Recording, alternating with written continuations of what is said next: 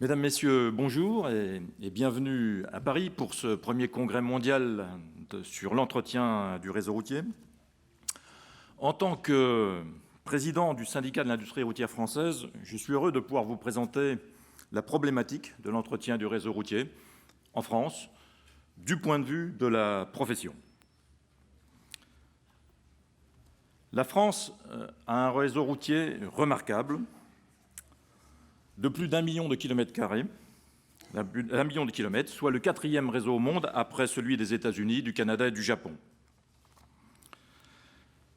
La valeur patrimoniale de ce réseau routier est estimée à 2 000 milliards d'euros, soit l'équivalent du produit intérieur brut de la France. La gestion de ce réseau est assurée par des sociétés d'autoroutes à péage, concessionnaires de l'État pour 9 000 kilomètres. Ce réseau est très bien entretenu grâce à la perception du péage, dont une partie est affectée par les sociétés à l'entretien et à la modernisation du réseau, et grâce surtout, je pense, à la vision de long terme que leur confèrent les contrats de concession.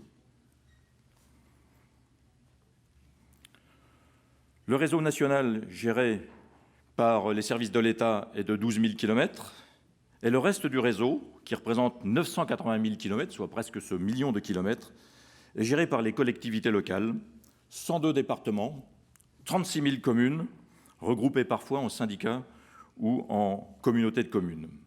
C'est donc une gestion très éclatée, très atomisée, avec un très grand nombre de décideurs. Ce réseau routier assure aujourd'hui 88% des déplacements de personnes et 84% des transports de marchandises.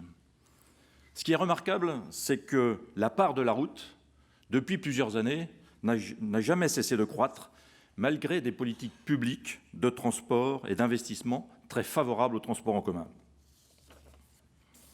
La route est donc de très loin le principal support du transport et de la mobilité en France.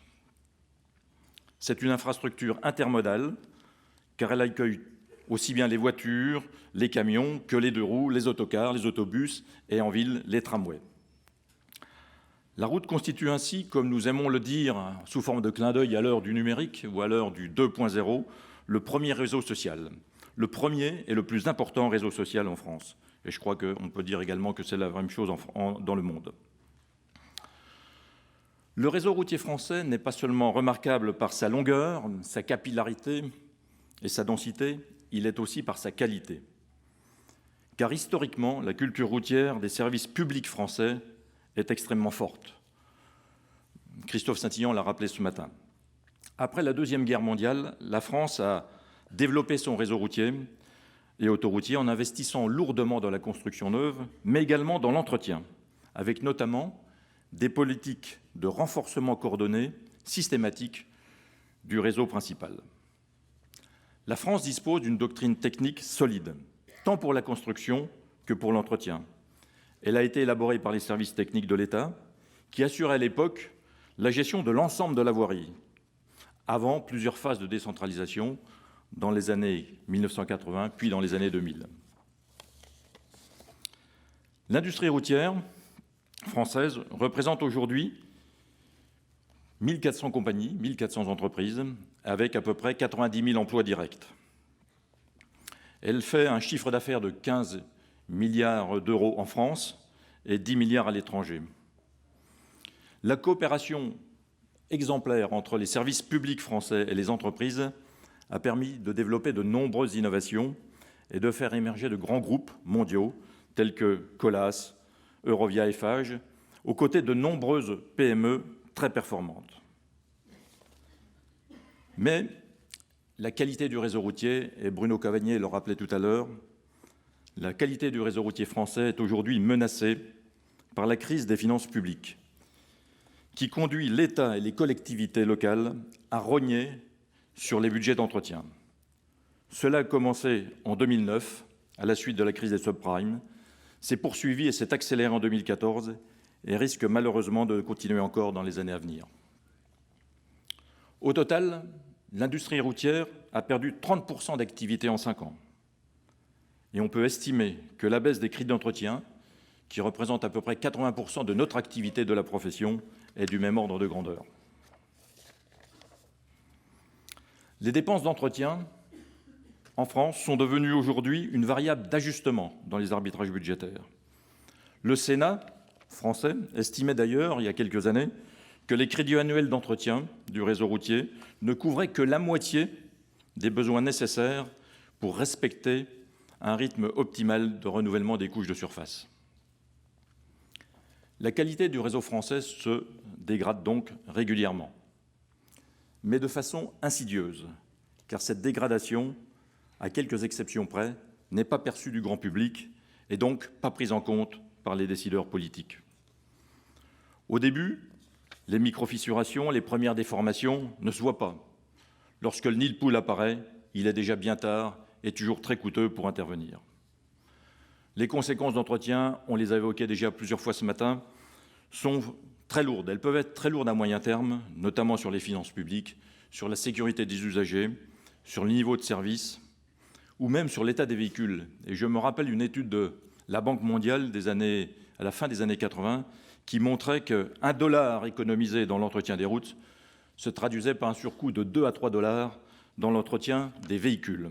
Donc avec un transfert de la collectivité publique vers le monde économique ou le monde individuel.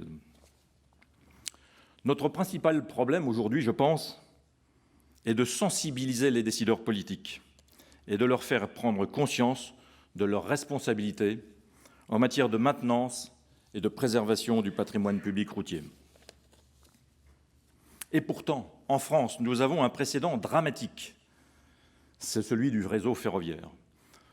Le réseau ferroviaire, l'entretien du réseau ferroviaire a été négligé pendant des décennies, alors qu'on investait lourdement dans de nouvelles lignes de train à grande vitesse.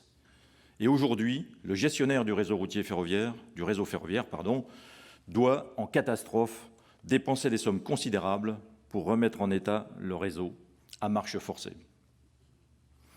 Il y a un adage français qui dit « mieux vaut prévenir que guérir ». Et cet adage, il est malheureusement difficile de le mettre en pratique avec la dictature du court terme qui submerge le politique et bien sûr avec la crise des finances publiques. Le rêve pour tout gestionnaire de voirie, et vous êtes nombreux dans la salle, c'est de trouver une recette sanctuarisée, une recette affectée, une redevance d'usage garantie. Le péage, à cet égard, a fait ses preuves.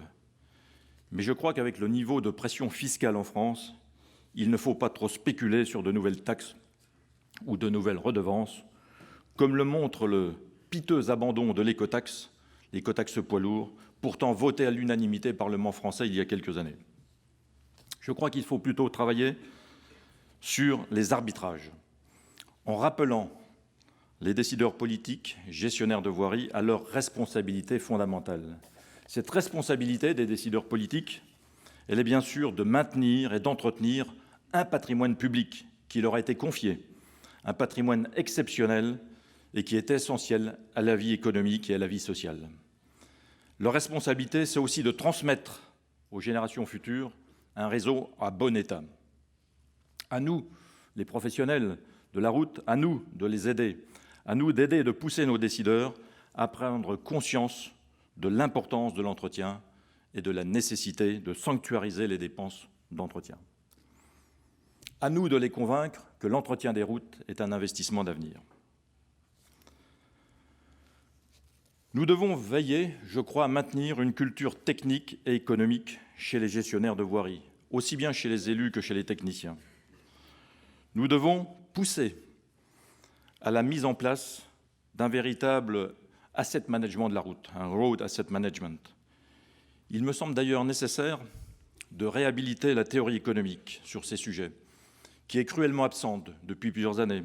Dans les années 60 et 70, en France, on avait beaucoup théorisé sur ces questions-là à travers une politique de rationalisation des choix budgétaires qui était menée à l'époque à la fois par le ministère des Finances et par le ministère de l'Équipement. On a délaissé un peu ces sujets. Dans cette optique de sensibilisation des élus, nous avons réalisé pas mal de plaquettes de sensibilisation, de vulgarisation pour les nouveaux maires. Nous avons monté avec l'Association des maires de France des programmes de formation pour les sensibiliser à toutes ces questions. Nous avons aussi poussé à la création, il y a 4 ans, de l'Institut des routes, des rues et des infrastructures pour la mobilité, l'IDRIM, pour fédérer toute la communauté routière, l'État bien sûr, qui est le détenteur de la doctrine, les collectivités locales, l'ingénierie et les entreprises. La tâche principale de l'IDRIM est d'élaborer en permanence la doctrine technique routière française pour assurer un service cohérent, le plus homogène possible, sur l'ensemble du réseau routier, sur ce million de kilomètres. Et un de ces axes de travail est l'entretien, avec un livre blanc qui a été présenté à la fin de l'année dernière, à l'automne dernier, et qui sera présenté plus particulièrement par le directeur général de l'IDRIM, Marc Stasson, dans le courant de ce congrès. Nous devons aussi nous doter d'indicateurs simples et bon marché. Des indicateurs simples et bon marché de l'état du réseau. Nous devons aussi trouver des moyens d'auscultation rapides pour faire des audits simplifiés du réseau des collectivités locales et pour faire une programmation optimisée des travaux d'entretien. Les outils existants sont souvent très sophistiqués et de ce fait réservés aux réseaux principaux, notamment aux réseaux autoroutiers.